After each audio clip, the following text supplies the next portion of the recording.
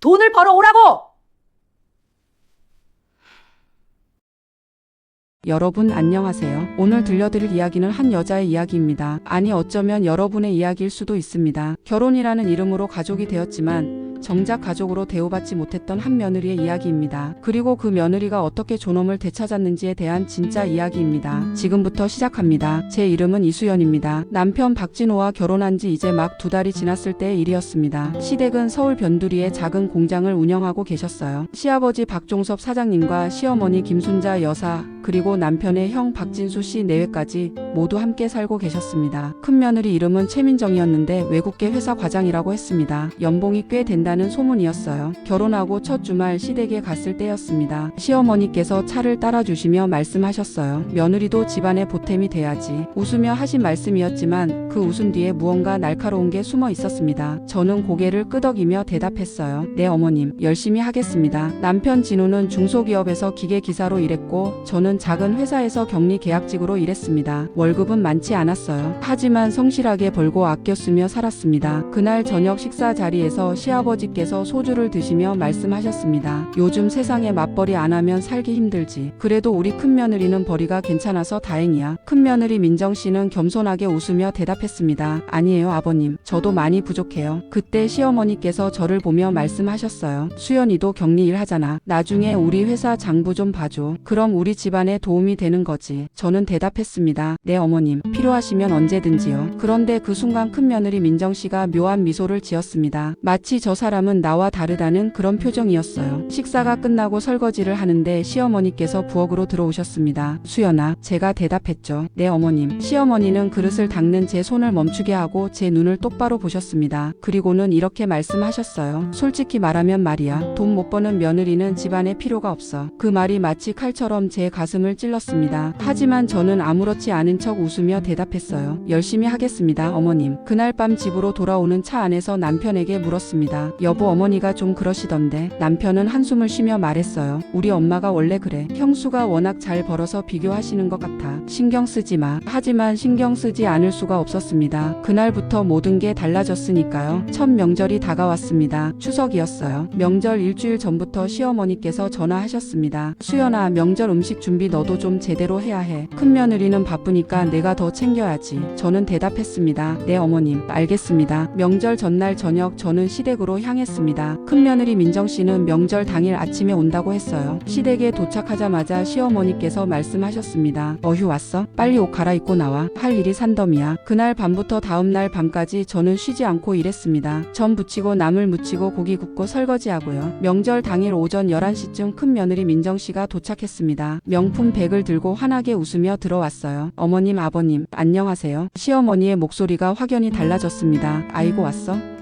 따뜻하고 반가운 목소리였어요. 민정씨는 거실에 앉아 과일을 먹으며 회사 이야기를 했습니다. 저는 부엌에서 계속 일했어요. 점심 식사가 끝나고 오후 2시쯤 민정씨가 말했습니다. 어머님, 저희는 이만 가봐야 할 것 같아요. 남편 친구 결혼식이 있어서요. 시어머니께서 대답하셨죠. 아이고 그래? 바쁜데 와줘서 고마워. 조심해서 가. 민정씨 부부는 2시간 만에 떠났습니다. 그리고 그들이 떠난 후 시어머니께서 말씀하셨어요. 역시 돈 잘 버는 며느리는 다르다니까. 바빠도 얼굴은 비추고 가잖아. 저는 그때 설거지를 하고 있었습니다. 손이 멈췄어요. 시아버지께서 거들었습니다. 그래도 수연이가 여기서 고생하잖아. 시어머니께서 코웃음 치며 말씀하셨습니다. 벌이가 적으면 몸이라도 써야지 뭐. 그 말을 못 들은 척했지만 가슴이 무너졌습니다. 그날 이후 시댁 일은 자연스럽게 제 몫이 되었습니다. 시어머니께서 편찮으시다고 하면 제가 시댁에 가서 청소하고 식사 준비했어요. 수연아, 넌 시간 많잖아. 계약직이니까 칼퇴근하잖아. 민정이는 야근도 많고 바쁘니까 내가 좀 해줘야지. 남편에게 말하려다가 그만뒀습니다. 괜히 싸움만 되겠지. 시어머니한테 밉보이면 나만 손해야.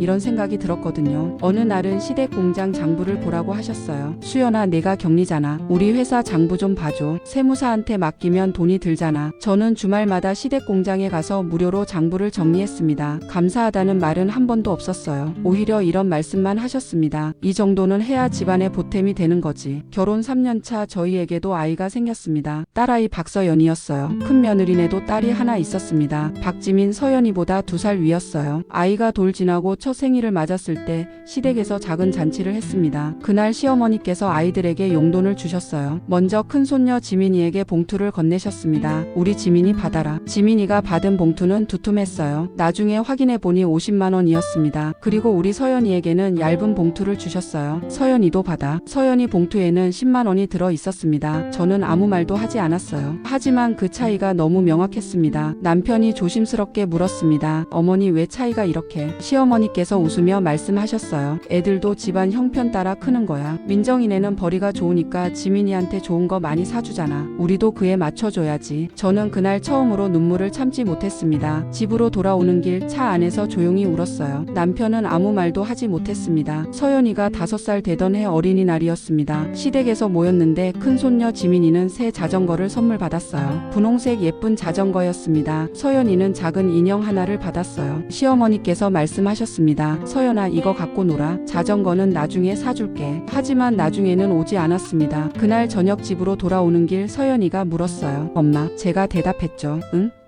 서연이가 말했습니다. 나는 왜 할머니가 덜 좋아해? 지민 언니한테는 좋은 거 사주는데 나는 왜 작은 거만 줘? 그 질문 앞에서 저는 할 말을 잃었습니다. 아니야 서연아, 할머니가 너도 좋아하셔. 하지만 아이는 고개를 저었어요. 아니야 엄마, 나도 알아. 할머니는 지민 언니가 더 좋은 거야. 그날 밤 아이를 재우고 저는 혼자 울었습니다. 남편에게 말했어요. 여보 이건 아닌 것 같아. 우리 아이가 상처받고 있어. 남편은 한숨을 쉬며 말했습니다. 내가 형보다 못 버니까 어쩔 수 없는 거 아니야? 조금만 참자. 내가 더 열심히 벌게. 하지만 문제는 돈이 아니었습니다. 사람으로서의 최소한의 존중이었어요. 그해 가을 시어머니께서 저를 부르셨습니다. 단둘이 얘기하고 싶다고요. 시댁에 갔더니 시어머니께서 심각한 표정으로 앉아 계셨습니다. 수연아 앉아. 저는 조심스럽게 앉았어요. 시어머니께서 차를 한 모금 마시고 말씀하셨습니다. 솔직히 말할게. 내가 이 집에 계속 있으려면 말이야. 돈을 더 벌든가 아니면 자리를 지키는 건 생각해봐야 할 것 같아. 제가 물었습니다. 무슨 말씀이세요? 시어머니는 말을 이었습니다.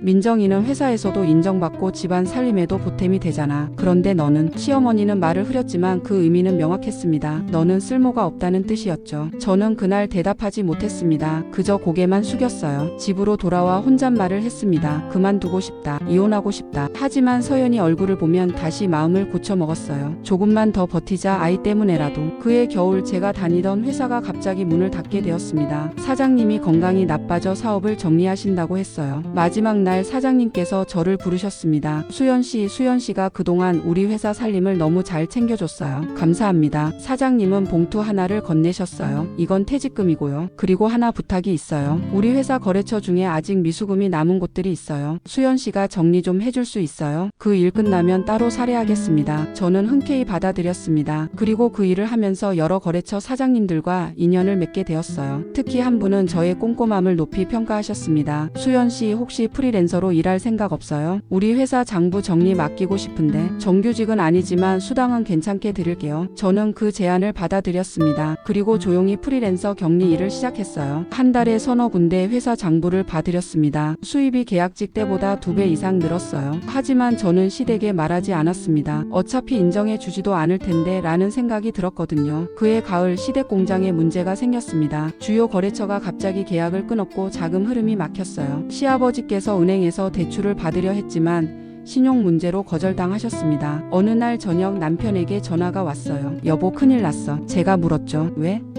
남편이 말했습니다. 아버지 회사가 자금난에 빠졌대. 은행에서도 대출이 안 나오고. 며칠 후 시댁에서 가족회의가 열렸습니다. 시아버지께서 말씀하셨어요. 솔직히 말하면 이번 달 월급도 주기 힘든 상황이야. 거래처를 새로 찾아야 하는데 자금이 없어. 시어머니께서 울먹이셨습니다. 이럴 줄 알았으면 돈 좀 모아둘걸. 그때 큰아들 진수씨가 말했습니다. 아버지 제가 알아보겠습니다. 민정이도 회사에서 아는 사람 있으니까 알아봐 줄 거예요. 모두가 큰 며느리에게 희망을 걸었습니다. 하지만 일주일이 지나도 한 달이 지나도 큰 며느리는 아무 도움이 되지 못했어요. 어느 날 시어머니께서 갑자기 저에게 전화하셨습니다. 수연아, 제가 대답했죠. 네 어머님. 시어머니께서 말씀하셨습니다. 너 숫자 잘 본다며? 아버지 회사 장부 좀 봐줘. 어디가 문제인지 모르겠어. 저는 잠시 망설였습니다. 그리고 조용히 말했어요. 어머님, 전 돈 못 버는 며느리잖아요. 집안에 필요 없다고 하셨잖아요. 전화기 너머로 시어머니의 숨소리가 거칠어졌습니다. 수연아, 그건 그때 내가 말을 잘못했어. 제발 제발 좀 도와줘. 저는 대답했습니다. 생각해 보겠습니다. 그리고 전화를 끊었어요. 남편이 물었습니다. 여보 왜 안 도와줘? 어머니가 부탁하시잖아. 저는 남편을 똑바로 보며 말했습니다. 여보 나한테 한 말들 다 기억나? 서연이한테 한 짓들 다 기억나? 나는 사람이야. 기계가 아니라고. 남편은 할 말을 잃었습니다. 시댁이 어려워지자 가장 먼저 등을 돌린 사람은 큰 며느리 민정 씨였습니다. 어느 날 시댁에서 다시 가족 회의가 열렸어요. 시아버지께서 말씀하셨습니다. 진수야, 민정아, 혹시 너희가 당분간 생활비 좀 보태줄 수 있겠니? 회사가 정상화되면 갚을게. 그때까지 조용히 있던 민정 씨가 말했습니다. 아버님, 저희도 사정이 안 좋아요. 제 회사도 구조조정 중이고 지민이 학원비도 만만치 않아서요. 시어머니께서 놀라셨어요. 민정아, 그래도. 민정 씨는 단호하게 선을 그었습니다. 죄송하지만 어렵습니다. 그리고 더 충격적인 말을 덧붙였어요. 그리고 솔직히 말씀드리면 회사 경영에 문제가 있으신 것 같아요. 전문가한테 맡기시는 게 어떨까요? 시어머니께서 얼굴이 하얗게 질렸습니다. 내가 지금, 민정 씨가 말했습니다. 어머님, 저는 현실적으로 말씀드리는 거예요. 감정적으로 접근하시면 더 큰 손해봅니다. 큰 며느리는 그렇게 냉정하게 선을 그었습니다. 그토록 자랑하던 큰 며느리였는데 정작 어려울 때는 가장 먼저 도망친 겁니다. 그날 밤 시어머니께서 다시 저에게 전화하셨어요. 수연아, 목소리가 떨리고 차별 안 하고 있었습니다. 잘할게. 제가 대답했죠. 괜찮아요. 네 어머님. 시어머니께서 말씀하셨습니다. 미안해 내가 너한테 정말 못됐지. 시어머니께서 전화기 너머로 울고 계셨습니다. 돈 못 번다고 무시하고 서연이한테도 차별하고 정말 미안해 제발 우리 좀 도와줘. 아버지가 너무 힘들어하셔. 내가 숫자도 잘 보고 꼼꼼하잖아. 저는 천천히 말했습니다. 어머님 그 사과는 저를 위한 게 아니잖아요. 회사 때문에 저한테 미안하다고 하시는 거잖아요. 시어머니는 할 말을 잃으셨습니다. 저는 계속했습니다. 진짜 미안하시면 서연이한테 먼저 사과하세요. 5살 아이가 왜 할머니가 덜 좋아하냐고 물었을 때 제 가슴이 얼마나 아팠는지 아세요?